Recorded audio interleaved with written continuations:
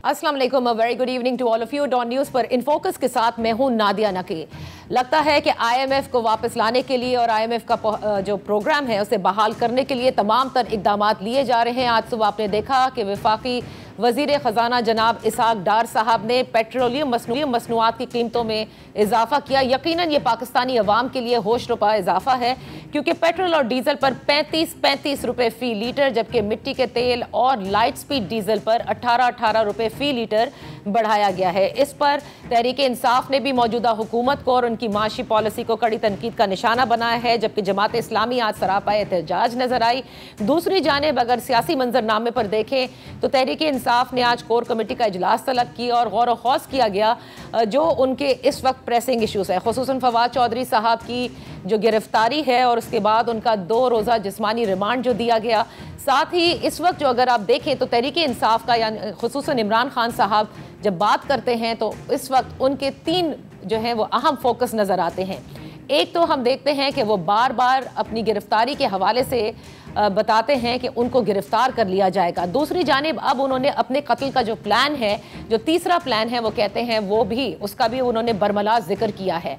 और चौथी बात जाहिर है कि वो इलेक्शन है जो कि सूबाई सतह पर पहले होने हैं, पंजाब और केपी के, और उसके बाद जो आम इंतखाबात जिसके लिए वो वोट ऑफ नो कॉन्फिडेंस के बाद से अब तक प्रेशर डालते आए हैं। तहरीक इंसाफ के पास अब ऑप्शंस क्या हैं, क्योंकि कौमी असेंबली से तो वो इस्तीफे दे चुके हैं जो मंजूर भी हो चुके हैं, अपनी ही हुकूमत को डिसॉल्व कर चुके हैं, पंजाब में भी, खैबर पख्तूनख्वा में भी। आज इसी हवाले से बात करेंगे। हमने दावत दी है, तहरीक के सीनियर रहनुमा हैं और वैसे भी ज़ीरक सियासतदान हैं जिन्होंने न सिर्फ तहरीक इंसाफ में तो अभी सर्व कर रहे हैं, इससे कबल भी आपने देखा कि वो मुस्लिम लीग काफ का हिस्सा रहे या मुशर्रफ गवर्नमेंट का हिस्सा रहे, वफाकी वजीर रहे और उससे कबल पाकिस्तान मुस्लिम लीग नून में भी रहे। हुमायूं अख्तर खान साहब इन फोकस हैं आज की गुफ्तगू में, जिनसे हम जो ओवरऑल सियासी सिचुएशन इस वक्त है उस पर, माशी सूरत हाल पर और तहरीक इंसाफ की सियासत क्या वाकई बंद गली की तरफ जा रही है, इस पर बात करेंगे। Thank you so much for joining us. Humayun Akhtar Khan साहब, पहले आ जाते हैं ज़रा सियासी मंजरनामे पर, क्योंकि खान साहब बार बार अपनी गिरफ्तारी का जिक्र करते हैं। गुज़िश्ता रोज़ हमने कराची में भी देखा कि तहरीक इंसाफ ने इमरान खान साहब की मुमकिन गिरफ्तारी के एवज़ जो है वो एक जो प्रोटेस्ट है वो भी दर्ज कराया था। क्या आपको लगता है कि वाकई इमरान खान साहब को गिरफ्तार किया जाएगा?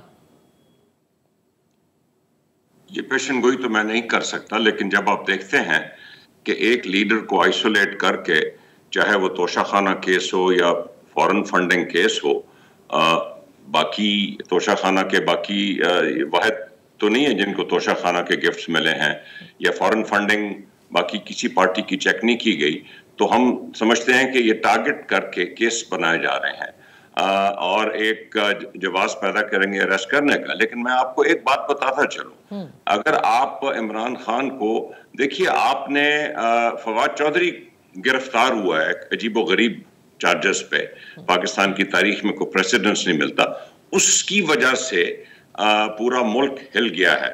इस मुल्क में ऑलरेडी बहुत ही पेचीदा सियासी और इक्तिसादी सूरत हाल है। अगर आप इमरान खान की सतह के लीडर को, जो इस वक्त विदाउट एनी डाउट पाकिस्तान की सबसे पॉपुलर पार्टी और सबसे बड़ी पार्टी है, उनको इन चार्जेस पे अरेस्ट करेंगे और ऑब्वियसली आप देखेंगे कि कोर्ट्स इवेंचुअली उनको, हमें पूरी उम्मीद है कोर्ट सिस्टम पे बरी करेंगे, तो आप हालात को ज्यादा से ज्यादा पेचीदा बनाएंगे जो भी ये फैसले करेगा। लेकिन हुमायूं साहब, हमने माजी में भी देखा ना कि किस तरह से नवाज शरीफ साहब को भी रिमूव किया गया, जेल में डाला गया। एहतजाज बिल्कुल पार्टी लेवल पर होता है, लेकिन मुल्क में कोई हिजान की कैफियत नहीं होती। इस मुल्क में कहाँ होते हैं इनकलाब, कहाँ आते हैं लोग सड़कों के ऊपर उस तरह जिस तरह से हमने मोहतरमा शहीद के हवाले से देखा। जाहिर है वो तो एक शहादत थी, लेकिन क्या आप समझते हैं कि लोग वाकई सड़कों पर इस हद तक आएंगे जिस तरह से आप सब कहते हैं कि इमरान खान साहब हमारी रेड लाइन है? देखिए, मैं आपको, हर दौर एक जैसा नहीं होता और मैं जाती तौर पे ये समझता हूं कि मैं इस दौर को 1977 से इक्वेट कर रहा हूं। अब अगर आप देखेंगे कि ये इलेक्शन ईयर है, अगर आप देखेंगे कि ऑन वन प्रीटेक्स्ट और अनदर इस इलेक्शन को डिले किया गया, चाहे वो सूबाई इलेक्शन हो یا وفاق کا الیکشن ہو یا اس الیکشن کو وائلیٹ کیا گیا تو اس کے کانسیکوینسز یہ مت سمجھے نادیہ کہ کیونکہ نواز شریف کی دفعہ نہیں ہوا، نواز شریف یا فلاں کی دفعہ نہیں ہوا تو اس دفعہ نہیں ہوگا. That is absolutely no guarantee. And if I was sitting in some power corridor making a decision, I at least for my country will not take that risk. تو یہ پاور کوریڈور کے اندر صرف محض موجودہ حکومت ہے یا اور بھی لوگ شامل ہیں جو ہمیشہ پاور کوریڈور میں رہتے ہیں؟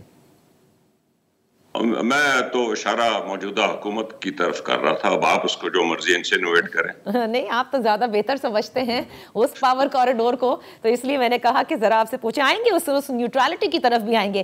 اچھا ہمایوں, تو یہ ایک تو ہے ممکنہ گرفتاری کے حوالے سے. دوسری بات جو ابھی عمران خان صاحب نے حال ہی میں زرداری صاحب پر الزام لگایا اور ساتھ میں انہوں نے ایک بڑا سنگین الزام لگایا ہے کہ ٹیررسٹ گروپ کو نہ صرف ہائر کیا گیا, اس میں انہوں نے ایجنسیز کے لوگوں کی انوالومنٹ کا بھی ذکر کیا. کوئی شواہد ہیں یا یہ ایک سیاسی بیانیہ ہے جس طرح سے, اینڈ I must compliment کہ عمران خان صاحب گو کے ووٹ آف نو کانفیڈنس سے ریموو ضرور ہوئے لیکن he grabs the space every day. یہ one of those narratives ہیں یا اس میں کوئی صداقت ہے, کوئی ثبوت موجود ہے؟ دیکھیے, میں دو آپ کے بیسک سوال ہیں میرے نظر میں. یس, ووٹ آف نو کانفیڈنس کے نتیجے میں ہوئے لیکن ہم اس کو بہت کنٹروورشل سمجھتے ہیں اور میں اس نیریٹو پہ بہت یوز ہوا ہے, میں نہیں جانا چاہتا. لیکن جس طریقے سے عمران خان صاحب اور ان کے ساتھی 10 اپریل کے بعد چلے ہیں تو آپ نے دیکھا ہے کہ ہماری پارٹی کا گراف کہاں سے کہاں پہنچا ہے, جو کہ صرف ہوائی بات نہیں ہے. جولائی 2022 کے جو 20 سیٹس پہ پنجاب میں الیکشن ہوا, اس کے نتائج آپ نے دیکھ لیے. جو 11 سیٹس ایم این اے کی عمران خان نے لڑی اور ان کے چند ساتھیوں نے, اس کے نتیجے آپ نے دیکھ لیے. اس میں کوئی شک نہیں ہے کہ اس وقت اس پارٹی کا گراف بہت اونچا ہے. دوسری بات نادیہ, دیکھیں یہ ایک لیڈر ہے جس کی 26 سالہ جدوجہد ہے پوری دنیا میں, اور پرائم منسٹر پاکستان کے رہ چکے ہیں, اور بالخصوص جس پہ ایک اسیسینیشن اٹیمپٹ ہو چکا ہے. اگر اس لیڈر کو, اس کے بہت ذرائع ہیں, ایک انفارمیشن پتہ چلتی ہے اور وہ عوام میں اس کو آ کے بتا دیتا ہے کہ یہ انفارمیشن میرے پاس ہے, تو اس کو ذرا سیریسلی لینا چاہیے. اب اگر اس کو کوئی انویسٹیگیٹ کرنا چاہتا ہے ضرور کرے, مجھے نہیں معلوم کون کرے گا, لیکن ایک اس ملک کے ذمہ وار لیڈر نے, سب سے بڑی پارٹی کے لیڈر نے, جس پہ ایک اسیسینیشن اٹیمپٹ ہو چکا ہے, یہ اس کی زبان سے الفاظ نکل رہے ہیں, تو ان کو ذرا سیریسلی لینا چاہیے. لیکن آپ اس بات کو سیریسلی لیتے ہیں کہ زرداری صاحب کسی ٹیررسٹ گروپ سے رابطہ کر کے اور عمران خان صاحب کو مروانے کا پلان بنائیں گے؟ Do you really digest that? It must be investigated. It must be. This is not a conviction. This is what Imran Khan has been informed. So, as a minimum, it must be investigated. تو information اس کا مطلب کہیں بہت ہی معتبر شخص کی یا معتبر ذرائع سے آ رہی ہوگی, ورنہ یہ تو بڑی عجیب بات ہے. اور کیا واقعی ہمایوں سیاستدان, آپ سمجھتے ہیں پاکستانی سیاستدان اس نہج پر ایک دوسرے کے خلاف ہوں گے کہ ایک دوسرے کے لیے قتل کے منصوبے بنانا شروع کر دیں گے؟ I mean, you've been part of this political system since such a long time. Well, I certainly hope that's not the case. You certainly hope that's not the case. تو پھر یہ انویسٹیگیٹ ضرور ہونا چاہیے, کیونکہ انہوں نے ابھی اپنے وزیر آباد والے حملے کے حوالے سے بھی انہی 3 ناموں پر لاکڈ ہیں. اب جب یہ معاملات ہیں ہمایوں, اور اسٹیبلشمنٹ سے جو معاملات ہیں اس وقت عمران خان صاحب کے جو رہے, جس طرح سے وہ اسٹیبلشمنٹ سے نالا نظر آتے ہیں, پھر موجودہ اسٹیبلشمنٹ سے کوئی رابطہ نہیں کا بھی یہ کہتے ہیں. اسٹیبلشمنٹ نے جب یہ اعلان کر دیا کہ وہ فروری سے اے پولیٹیکل ہو گئے ہیں, آپ دیکھ رہے ہیں ان کو اے پولیٹیکل اس وقت؟ نیوٹرالٹی ہے؟ دیکھیے نادیہ, اسٹیبلشمنٹ کوئی پاکستان کی پولیٹیکل پارٹی نہیں ہے. یہ ایک پاکستان کی فوج ہے, باقی سیکیورٹی کے ادارے ہیں, اور میرا نہیں خیال کہ یہ مناسب ہے کہ اس طریقے سے, کم از کم میں اس طریقے سے اسٹیبلشمنٹ کو پبلکلی ڈسکس نہیں کرنا چاہتا. میں صرف یہ ضرور کہوں گا کہ obviously دنیا کی ہر ملک کی اسٹیبلشمنٹ ہوتی ہے. یہ صرف کو پاکستان کی یونیک چیز نہیں, یہ اسٹیبلشمنٹ امریکہ میں بھی ہے, یہ برطانیہ میں بھی ہے, یہ یورپ میں بھی ہے, یہ انڈیا میں بھی ہے, یہ دنیا کے ہر ملک میں اسٹیبلشمنٹ ہوتی ہے. ہم ذرا ضرورت سے زیادہ اسٹیبلشمنٹ کو اچھال دیتے ہیں. لیکن ایک میں آپ کو بات بتا دوں, اسٹیبلشمنٹ کے جو سوچ ہے اور اس کی ملک کی سیاست میں جو بھی اثرات ہوتے ہیں, کوئی یہ نہ سمجھے کہ اسٹیبلشمنٹ کی سوچ اور جو بھی وہ اس کو انسینویٹ کر رہے ہیں کہ کیا سوچ ہے, وہ کوئی پرماننٹ کسی کے فیور میں یا خلاف چل پڑیں گے. یہ اس خوش فہمی میں کوئی بھی نہ رہے. اور اگر کوئی لوگ اس انتظار میں بیٹھے ہوئے ہیں جن کی عوام کی پوزیشن بہت خراب نظر آ رہی ہے ان پارٹیوں کی کہ جی اب ہمیں اسٹیبلشمنٹ بچا لے گی, تو میرا بہت تجربہ ہے نادیہ, 35 سال سے میں اس ملک کی سیاست میں ہوں, میں تو پڑھ کے سیدھا سیاست میں کود پڑا تھا. یہ بہت ہی مطلب اگر کوئی اس چیز پہ ڈیپینڈ کر رہا ہے تو گاڈ ہیلپ دیم. تو یہ آپ کا اشارہ اس وقت موجودہ حکومت کی طرف ہے کہ وہ نہ سمجھیں کہ ہمیشہ ان کے ساتھ مراسم اچھے رہیں گے, جو آپ سمجھتے ہیں کہ اس وقت ہیں. جی, اسٹیبلشمنٹ کا سیاسی پارٹی نہیں ہوتی جی. میں یہ نہیں سمجھتا کہ وہ ہیں. میں یہ سمجھ رہا ہوں کہ جو لوگ اقتدار میں بیٹھے ہیں وہ بہت زیادہ اس وقت امیدیں لگائے بیٹھے ہیں. اور میں نے جو 35 سال میں دیکھا ہے, اور آپ کو معلوم ہے نادیہ کہ جس کو آپ اسٹیبلشمنٹ کہتے ہیں, 88 سے پہلے 11 سال جو ہے وہ میرے شہید والد وہی اسٹیبلشمنٹ تھے. تو میرے پاس اس کا بڑا لمبا چوڑا تجربہ ہے. میں اس کی بنیاد پہ یہ کہہ رہا ہوں کہ کوئی کسی خوش فہمی میں نہ رہے. اوکے, کوئی کسی خوش فہمی میں نہ رہے, تو یہ بات آپ خان صاحب کو بھی یقیناً سمجھاتے ہوں گے. مزید بات کر لیتے ہیں ہمایوں. ایک چھوٹی سی بریک لیتی ہوں, بریک سے واپس آئیں گے. ان فوکس ہیں ہمایوں اختر خان صاحب, جن سے ہم سیاست پر بھی بات کر رہے ہیں اور پوری جو معاشی صورتحال ہے اس کو بہتر کرنے کے لیے بڑے جامع پلان کا انہوں نے اناؤنسمنٹ بھی کی تھی کچھ روز قبل, وہ بھی ان سے پوچھیں گے right after this one. Welcome back. In focus ہیں ہمایوں اختر خان صاحب, پاکستان تحریک انصاف کے سینئر رہنما ہیں. ہمایوں, کیونکہ آپ اسٹیبلشمنٹ کو بہتر طور پر سمجھتے بھی ہیں اور یقیناً آپ کے ان سے رابطے بھی ہوں گے, کیا عمران خان صاحب اور موجودہ اسٹیبلشمنٹ کے بیچ کسی صورت آپ نے کوئی رابطہ کرانے کی کوشش کی ہو؟ دیکھیے, عمران خان کو کوئی ضرورت نہیں کہ وہ مجھ جیسے پارٹی ورکر سے اسٹیبلشمنٹ سے رابطہ کرانے کی کوشش کرے. اسٹیبلشمنٹ اگر ان کے کوئی اگر وہ کسی قسم کی انفارمیشن کسی پارٹی سے چاہتے ہیں, آپ کو معلوم ہے کہ ہمارا صدر مملکت بھی اس وقت پی ٹی آئی کے ہیں, تو وہ رابطے کر لیتے ہیں اسٹیبلشمنٹ سے. یہ کوششیں جو ہوتی ہیں ان میں کوششوں کی ضرورت نہیں ہوتی.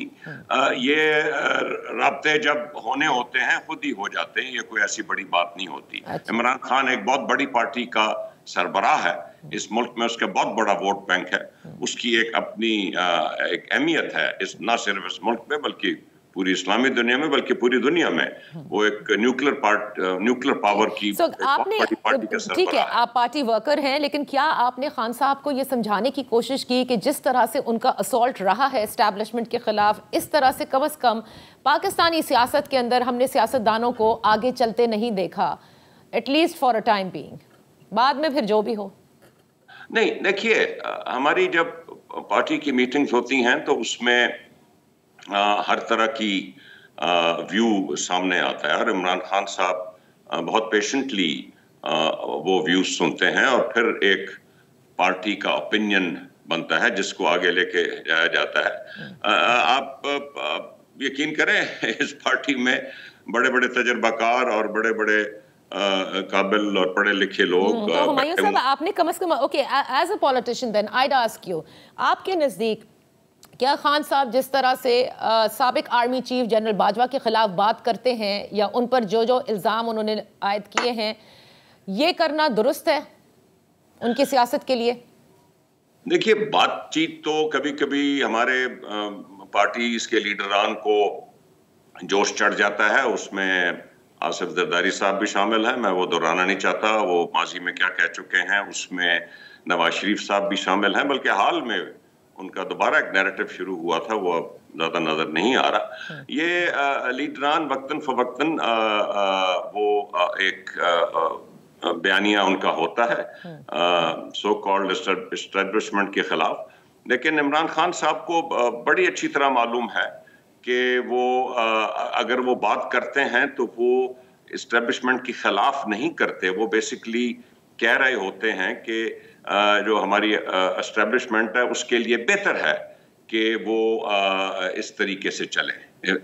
اچھا, so you would like to defend him on that, آلدو جو زرداری صاحب سے آپ نے موازنہ کیا ہو یا نواز شریف سے, انہوں نے تھوڑا بولا چپ ہو گئے, لیکن ایک چیز ہے عمران خان صاحب میں کہ وہ اسی شد و مت کے ساتھ آج بھی اسٹیبلشمنٹ کے خلاف بات کرتے ہیں, اس اسٹیبلشمنٹ کے خلاف جن سے وہ سمجھتے ہیں کہ انہوں نے نقصان اٹھایا. بہرحال لیٹس موو فارورڈ نا.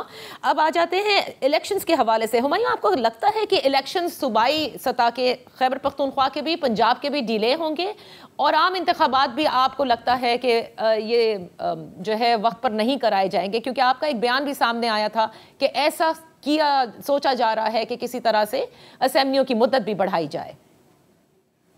دیکھیے نادیہ, ایک تو میں آپ کو یہ بتاؤں کہ سنس 1988 جب سے میں پاکستان آیا, when my father passed away, میں تب سے یہی سنتا ہوں ہر الیکشن سے پہلے کہ الیکشن ڈیلے ہو جائے گا یا کوئی انڈیفینٹ پیریڈ کے لیے ٹیکنوکریٹس آ جائیں گے اور ان میں پوری پاکستانی قوم سے زیادہ علم ہوگا جو کہ ہمارے سارے مسئلے دور کر دیں گے. بڑی دفعہ آئے بھی ہیں, ان کا آج کوئی پتہ نہیں کدھر ہیں وہ, یا کوئی نیشنل گورنمنٹ بن جائے گی. پاکستان کی تاریخ میں 2 مرتبہ ہوا ہے کہ جو کیئر ٹیکر پیریڈ ہے وہ ایکسٹینڈ ہوا ہے. ایک 1988 میں, اور اس کے نتیجے آپ کے سامنے تھے. ضیاء الحق اور میرے والد کا جہاز کریش ہوا تھا اور 29 لوگ شہید ہو گئے تھے. اور دوسرا 2007 میں جب بے نظیر بھٹو صاحبہ کو اسیسینیٹ کر دیا گیا. اس کے علاوہ مجھے نہیں یاد پڑتا کہ کیئر ٹیکر پیریڈ ایکسٹینڈ ہوا ہو. اب یہ ہم ایسے بیٹھے ہوئے ہیں کہ جیسے کوئی لوگ ایسے بیٹھے ہوئے ہیں جو پاکستان کے آئین سے بھی بڑھ کے ہیں, اور ان کی ثواب دید پہ ہے الیکشن کرا دیں, نہیں کرا دیں, لمبا کر دیں, کیئر ٹیکر کر دیں, یا جب مرضی الیکشن کرا دیں. یہ ملک ایک آئین کے تحت چلتا ہے. اس ملک میں عدالتیں موجود ہیں, اس ملک میں پورا سپریم کورٹ موجود ہے جس میں بے شمار سینئر ججز حضرات بیٹھے ہوئے ہیں. یہ فیصلے جو ہیں یہ سوچ سمجھ کے کرنے چاہیے. اور فائنلی اس ملک میں نے نادیہ آپ کے پروگرام کے شروع میں کہا, اس وقت سیاسی اور اقتصادی حالات بہت پیچیدہ ہیں. اچھا, تو اگر اب اس وقت تحریک انصاف کے حوالے سے میں پوچھنا چاہوں گی, ہمایوں آپ لوگوں کے پاس آپشنز کیا ہیں؟ آپ لوگ استعفے دے چکے ہیں, اپنی حکومتیں صوبائی سطح پر توڑ چکے ہیں, کیا سڑکوں پر آ کر احتجاج کریں گے اگر الیکشنز تاخیر کا شکار ہوتے ہیں؟ آپ سوچئے, ہمیں بہت سے لوگ کہہ رہے ہیں یہ آپ کے پاس حکومت تھی پنجاب میں, KPK میں آپ نے توڑ دی. آپ بہت پورٹنٹ اسمبلی میں آپ کی پریزنس تھی, اور ہم صرف واپس آخر میں اس سے جانا چاہتے تھے کہ چلیے, ہمارا خیال تھا کہ اب شاید بیٹر سینس پریویلز اور کوئی نیشنل پاکستان میں ایک ٹائم پہ الیکشن کرانے کی بات کرے گا. لیکن وہ آپ نے دیکھا کہ کس بجلی کی تیزی سے جو کہ ان کا خوف ظاہر کرتا ہے, بالکل خوف ظاہر کرتا ہے, کس بجلی کی تیزی سے راتوں رات انہوں نے 123 استعفے, جو بھی 114 رہ گئے تھے, ان کو کر کے, اور وہ آپ نے نپٹا دیا سارا. غلطی تو آپ ہی لوگوں کی تھی نا, استعفے دینے نہیں چاہیے تھے نا. ظاہر ہے کسی نے بندوق کے زور پر تھوڑی کہا تھا کہ ہمارا پولیٹیکل ڈیسیژن تھا, وہ تو دینے چاہیے تھے یا نہیں دینے چاہیے تھے, ہم اس اسمبلی کا ایسا نہیں رہنا چاہتے تھے, یہ ہمارا پولیٹیکل ڈیسیژن تھا. اب آپ نے ایک سوال کیا, دیکھیے کتنی بڑی قربانی دیتے ہیں ہم. کوئی پنجاب حکومت میں جا کے کوئی ویریس ٹیکٹکس کے ذریعے نہیں بیٹھے تھے. ہم نے بھرپور کامیابی حاصل کی تھی جولائی 2022 کے بائی الیکشن میں, جس وجہ سے ہماری حکومت بنی. اور آخری دن ہم نے اپنے ووٹ پورے کر کے دکھائے. آخری دن یہ بھی کوئی نہیں کہہ سکتا کہ جی ان کے تو ووٹ ہی پورے نہیں تھے. آخری دن ہم نے ووٹ پورے کر کے دکھائے. اب ہماری جدوجہد ہے, یہ الیکشن آپ ڈیلے نہیں کر سکیں گے اگر آپ نے اس ملک کے حالات جو بھی یہ فیصلے کرے گا زیادہ پیچیدہ کرنے ہیں, سیاسی اور اقتصادی.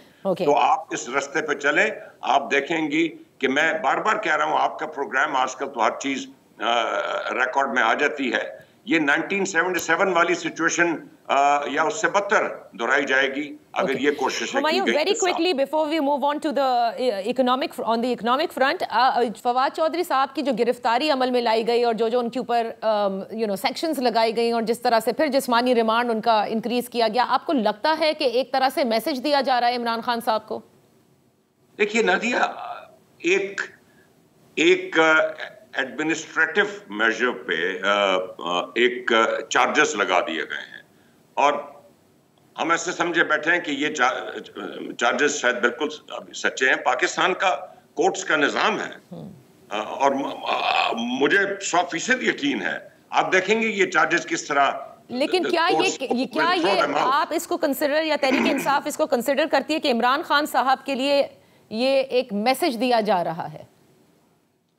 آپ عمران خان کو جتنا دبائیں گے, آپ نے دیکھ لیا ہے, وہ اتنا اوپر چڑھے گا. یہ سیاست کا ایک اصول ہے, آپ جتنا دبائیں گے, جتنا ان کو وکٹمائز کریں گے, عمران خان اتنا ہی اوپر چڑھے گا. آج میری بات آپ نوٹ کر لیجئے کائنڈلی. اوکے, یہاں پر لیتے ہیں ایک چھوٹی سی break, stay tuned. Welcome back. In focus ہیں ہمایوں اختر خان صاحب. ہمایوں خان صاحب, اب یہ مجھے بتائیے گا کہ آج ظاہر ہے کہ پیٹرول کی قیمتوں میں ہوش ربا اضافہ ہوا and this is ought to happen. ابھی تو اور بہت ساری چیزوں میں, بجلی کی قیمتوں میں بھی اضافہ کیا جائے گا, سبسڈیز جو ہیں ان کو بھی ریموو کرنے کی بات کی جا رہی ہے. کیا کوئی اور چارہ ہے؟ آپ کہتے ہیں کہ آپ کے پاس اگر تحریک انصاف آ جاتی ہے عام انتخابات کے ذریعے تو ایک جامع منصوبہ آپ لوگوں کے پاس ہے, وہ کیا ہو سکتا ہے؟ I mean you can't shy away from IMF. جی میں لاسٹ اینڈ فرسٹ آؤٹ, آپ کا جو آخری سوال ہے کہ کیا ہمارے پاس جامع منصوبہ ہے, تو میں آپ سے گزارش کروں کہ عمران خان کی سربراہی میں پچھلے 6 مہینے سے ایک ہمارا کور اکنامک ایڈوائزری گروپ ہے. اس میں ہمارے کی لوگ موجود ہیں, بہت تجربہ کار, اور ہم نے انٹرنیشنل سطح پہ ایکسپرٹس اپنے ساتھ بٹھائے ہوئے ہیں. ہم 18 سیکٹرز پہ ڈیٹیل پروگرام بنا رہے ہیں. اب میں آتا ہوں کہ پاکستان میں ہو کیا رہا ہے. لیکن ہمایوں صاحب ایک چیز, سوری, پچھلی حکومت سے پہلے بھی اور اس کے بعد بھی یہ کہتے تھے خان صاحب کہ ہمارے پاس انٹرنیشنل موسٹ ٹیلنٹڈ میرٹ والے زبردست لوگ ہیں, جو فائنانس ٹیم موجود ہے. کیا ہوا تھا؟ اتنے تو وزیر چینج کرنے پڑے. اسد عمر صاحب بھی لیٹ ہوئے IMF میں, پھر ان کو تبدیل کیا گیا, پھر الٹیمیٹلی عبدالحفیظ شیخ آئے جو تھوڑے کریکٹیو میجرز لے رہے تھے. اس وقت کی اپوزیشن نے ان کو تنقید کا نشانہ بنایا, پھر شوکت ترین صاحب آ گئے, انہوں نے منجمد کر دیا پیٹرول کی پرائسز جاتے جاتے, اور دیکھیں نا پھر کیا سے کیا ہوتا چلا گیا. This doesn't mean that we will be like that in future. What this means is, Nadia, کہ ہمارے پاس 2 ٹرمز KPK میں, 1 ٹرم پنجاب میں اور 3.5 سال وفاق کا اب تجربہ موجود ہے, اور ہم اس تجربے کو مد نظر رکھتے اب آگے اپنی پلاننگ کر رہے ہیں. اب آ جائیے کہ آپ نے سوال پوچھا کہ یہ دیکھیے, ہمارے ملک میں ایک عجیب و غریب صورتحال ہے. ہم IMF کی ڈیل اس وقت عمران خان صاحب نے بھی کہا ہے اور میں بھی کہہ رہا ہوں کہ جو ایز آف رائٹ ناؤ اس بحران سے بچنے کے لیے we needed an IMF deal. لیکن اب ہمیں سوچنا چاہیے کہ ہم IMF ڈیل کی ہمیں ضرورت کیوں پیش آتی ہے.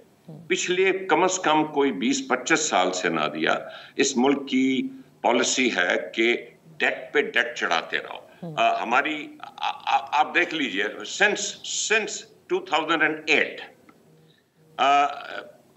پیپل پارٹی کی حکومت آئی, پہلے اسٹیٹ IMF پروگرام آ گیا, اور اس کے بعد فری فار آل. نون کی حکومت آئی, IMF کا پروگرام آ گیا اور فری فار آل. ہماری حکومت آئی, IMF کا پروگرام آ گیا, اس کے بعد اوپر سے کووڈ آ ٹپکا, اس کے بعد یوکرینین کرائسس آ ٹپکا. ہم ابھی اپنے آپ کو سنبھال کے چڑھے تھے سب کچھ ٹھیک کرنے. آپ فیکٹس اینڈ فگرز بتاتے ہیں تو ہمیں اسمبلیوں سے نکال کے باہر پھینک دیا گیا. یہ اب دیکھیے ڈیٹ پہ ڈیٹ جب چڑھتا ہے, ہم آ کے کہتے ہیں جی وہ جی پچھلا دور جو ہے وہ بہتر تھا. بھائی پچھلا دور بہتر تھا جو آپ نے قرضے چڑھائے. دیکھیے نادیہ, اس ملک میں 2008 میں فورن قرضہ $40 بلین تھا. صحیح. اوکے, 2013 میں وہ $60 بلین ہو گیا, 2018 میں وہ $95 بلین ہو گیا.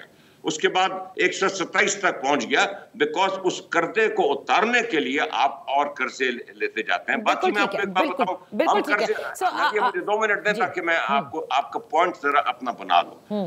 हम हमारे जो कर्जे, आप यकीन करें, पिछले 20 साल में हमने, पाकिस्तान ने तकरीबन, correct me if I am, $85 billion के कर्जे लिए हैं। ओके, और 114 बिलियन डॉलर हमने वापस किया है। हमारे ज्यादातर कर्जे जो हैं वो बैलेंस ऑफ पेमेंट सपोर्ट और कर्जा शायद डेवलपमेंटल हो या फिस्कल सपोर्ट के लिए जाता है, और जिस प्रोजेक्ट के लिए आता है उसमें वो कर्जा लगता नहीं है। देखिए ये जो चीज है, ये अब ज्यादा, आपको मैं एक अलार्मिंग फिगर बताऊं, नहीं लेकिन हुमायूं, इन फिस्कल नादिया, इन फिस्कल 2022 जो फेडरल नेट रेवेन्यू है, फेडरल नेट रेवेन्यू का अगर जो सिर्फ आपने इंटरेस्ट दिया है, सूद जो दिया है अपने कर्जों में, दैट इज 85%। ओके, लेकिन the rest including your defense and your subsidies and everything is coming from loans, और ये 85 जो है very soon it will exceed 100%। ठीक है, लेकिन so this country is in a very serious state of economic। देखिए ये जो आप कह रहे हैं ना, ये तो हम भी सुनते आए हैं कि रिफॉर्म्स जो करने होते हैं वो कोई हुकूमत नहीं करती, बिकॉज अपना पॉलिटिकल कैपिटल भी बचा रही होती है। आपकी हुकूमत में भी यही हुआ था। नहीं नादिया, देखिए मेरी बात सुने, अगर कोई हुकूमत रिफॉर्म नहीं करेगी तो ये जो फ्रीक्वेंसी है ना कि पहले आप 3 साल बाद IMF में जाते हैं, अब आप देखिए आपका IMF प्रोग्राम 2019 से है। हर रिव्यू पे नई कंडीशन आ रही है, बिकॉज आप कंडीशंस मीट नहीं कर रहे। अब इसकी कोई जवाब है कि अगस्त में मिफ्ता ने एक 6th और 7th रिव्यू कंप्लीट किया and the programme was back on track. और उसके बाद जो कुछ हुआ वो सबके सामने। जब आप इस वक्त मैं अगर आप मुझे 2 मिनट दे तो मैं आपको ये एक्सचेंज रेट फिक्स किया जाता है इसकी डायनामिक्स बता दूं। सर ये एक आखिरी क्योंकि मिनट है and then we have to wind up the show. I just want to know one thing, आप तनकीद करें, बिल्कुल डार साहब पे तनकीद हो रही है और वजह भी है, जो इस वक्त जो उन्होंने जाहिर है उसे रुपये की वैल्यू को मुंजमद रखने का पहले भी यही हुआ था, अब वो एक फ्री फॉल के ऊपर है। इसके लॉन्ग टर्म इफेक्ट ज़रूर आएंगे, ये हमें भी पता है, आप मुझसे ज़्यादा जानते हैं कि कम से कम अब हवाला हुंडी जो है वो लॉन्ग टर्म में जाके बंद होगा, जो बहुत ज़्यादा इस वक्त गेन कर चुका था। मुझे ये बताइए, क्या अगर इस वक्त हुमायूं अख्तर खान साहब, आप और आपकी वो इंटरनेशनल एक्सपर्ट वाली टीम होती, वो भी यही कर रही होती ना जो IMF बता रही है, या इससे कुछ मुख्तलिफ करती? नहीं, हम सब देखिए, अब मैं आपको 1.5 मिनट लूंगा। हम जब आएंगे तो स्ट्रेट अवे ऑब्वियसली हमें भी IMF के पास जो हालात हैं लाजमी जाना पड़ेगा, but not for a sudden. We will go for a serious debt restructuring. Okay. We will also go for debt restructuring within the country. We will significantly reduce our debt. We will significantly reduce our expenditure, and we will have policies, export-oriented and import substitution, which will increase our manufacturing and productivity. ये 3 fundamental चीजें तो हम straight away करेंगे. This is what governments don't do in this country. Privatisation कर सकते हैं उन सफेद हाथियों की जो सारी जिंदगी से हम सुनते आए हैं कि वो सफेद हाथी ही हैं? नहीं, प्राइवेटाइजेशन तो देखिए, आपको पता नादिया, प्राइवेटाइजेशन तो 1990s में शुरू हुई, तो बहुत सी चीजें प्राइवेटाइज हुई हैं, बैंक्स प्राइवेटाइज हुए ना बात कर रही हूँ मैं, स्टील मिल्स को देख लीजिए ना, आज तक नहीं हो सका। जो 2007 में स्टील मिल प्राइवेटाइज हो रही थी, तो मैं जाती तौर पर समझता हूं कि वो हुकूमत गिर गई उसके नतीजे में। ओके, और PIA को आज तक कोई प्राइवेटाइज नहीं कर सका। ये चीजें हमें करनी पड़ेंगी। थैंक यू सो मच, बहुत बहुत शुक्रिया हुमायूं अख्तर खान साहब। फोकस टुडे, एक छोटी सी ब्रेक लेते हैं, ब्रेक से वापस आएंगे तो अपने आखिरी सेगमेंट में ज़रा बात कर लेंगे तज्जिया निगार से और पूछेंगे कि मरियम बीबी की वापसी आने के बाद से और आज के जो पेट्रोल की प्राइसेस बढ़ी हैं, क्या वो बेहतर कर पाएंगी? Welcome back. पंजाब की इस वक्त सियासत पर बात कर लेते हैं। मरियम साहिबा की वापसी, हमारे साथ इन फोकस हैं सीनियर सहाफ़ी और तज्जिया निगार मुज़म्मिल सोहरवर्दी साहब। Thank you so much for joining us. Muzammil, ये फरमाइएगा कि मरियम साहिबा की वापसी, उन्होंने पार्टी की, जाहिर है उनको एक नई वो भी दी गई है असाइनमेंट لیکن آج جس طرح سے پیٹرول کی قیمتوں میں 35 روپے فی لیٹر ڈیزل اور پیٹرول میں اضافہ ہوا، اور اسی طرح سے بتدریج مٹی کے تیل میں، اور ابھی آگے اور بھی چیزوں کی قیمتوں میں اضافہ ہوگا، کیا آپ سمجھتے ہیں ایسے میں مریم صاحبہ پارٹی کی سپورٹ کو اس طرح سے کر پائیں گی جو وہ سوچ کر کے آئی ہیں؟ ان کے لیے تو ساری چیزیں غلط ہی ثابت ہو رہی ہیں، کل لینڈ ہوئی اور آج یہ۔ وہ بات آپ کی اپنی جگہ ٹھیک ہے، لیکن اب حالات کتنے بھی برے ہوں، لیکن پارٹی کا ایک کمیٹڈ ورکر اور ووٹ بینک اپنی جگہ موجود رہتا ہے اور وہ ڈائلیوٹ ہونے میں وقت لگتا ہے۔ ابھی مسلم لیگ نون کے پاس ایک کمیٹڈ ووٹر تو موجود ہے نا، اس کی تعداد کم ہو سکتی ہے۔ ہم کہہ سکتے ہیں کہ 2018 میں جتنا ووٹ بینک تھا آج اس کی نسبت 20% کم ہے، 10% کم ہے، 25% کم ہے، لیکن ووٹ بینک تو موجود ہے اور اس کو کنسالیڈیٹ کرنے کی بھی ضرورت ہے۔ تو مریم نواز وہ کام تو کریں گی اور اس کام کے لیے وہ ہر ضلع میں جائیں گی، ورکر کنونشن کریں گی، اپنے کینڈیڈیٹس کو ری یونائٹ کریں گی، ٹکٹوں کی تقسیم کا کام کو دیکھیں گی اور پھر اپنے والد کی واپسی کے لیے ایک مہم بنائیں گی۔ یہ درست ہے کہ ان کے لیے مشکل ہے، ڈار صاحب نے آتے ہی 35 روپے کی انہیں سلامی دے دی ہے، which is a very wrong timing۔ اگر کرنا تھا تو 8-10 دن پہلے کر دیتے، ڈائلیوٹ ہو جاتا، 15 دن پہلے ایشو ختم ہو جاتا، یہاں آنے کے 8-10 دن بعد کرتے۔ اچھی سلامی آپ نے اچھی کہی کہ دی ہے۔ تو مجھے یہ بتائیے گا کہ ٹائمنگ ظاہر ہے بہت میٹر کرتی ہے اور الیکشن سے قبل تو بہت کرتی ہے۔ آپ دیکھ رہے ہیں نواز شریف صاحب کی واپسی، وہ تو اب ایک نئے بیانیے کی طرف جا رہے تھے کہ جس میں تھا کہ اب وہ مزید قربانی نہیں دیں گے۔ یہ سمجھ میں نہیں آیا وہ کس سے بات کر رہے ہیں۔ آپ نے یہ جاوید لطیف صاحب کو بھی کہتے سنا ہوگا اور وہ لوگ جو کہ ابھی حال ہی میں لندن سے واپس آئے ہیں۔ یہ کیا سارا سینیریو ہے؟ کون مانگ رہا ہے قربانی اور کیا بات ہو رہی ہے یہ؟ دیکھیں وہ اپنا نیریٹو ایک بلڈ کرنا چاہ رہے ہیں اگین، لیکن عمران خان نے صرف باجوہ صاحب کو ٹارگٹ کیا ہوا ہے اور اس کے نزدیک ثاقب نثار، آصف سعید کھوسہ، جنرل فیض سب ہولی کاؤز ہیں اور صرف باجوہ صاحب ذمہ دار ہیں۔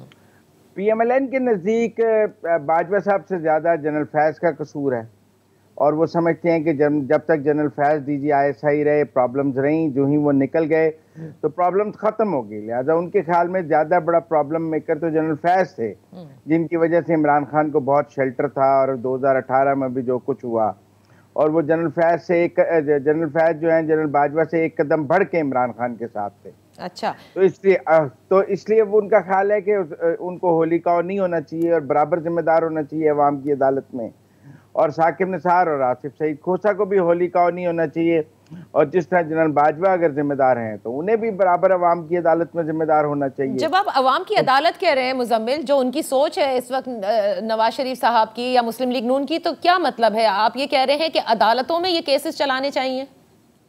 یہ عوام کی عدالت کی بات کی، میں نے کوئی عدلیہ کی تو بات ہی نہیں کی نا۔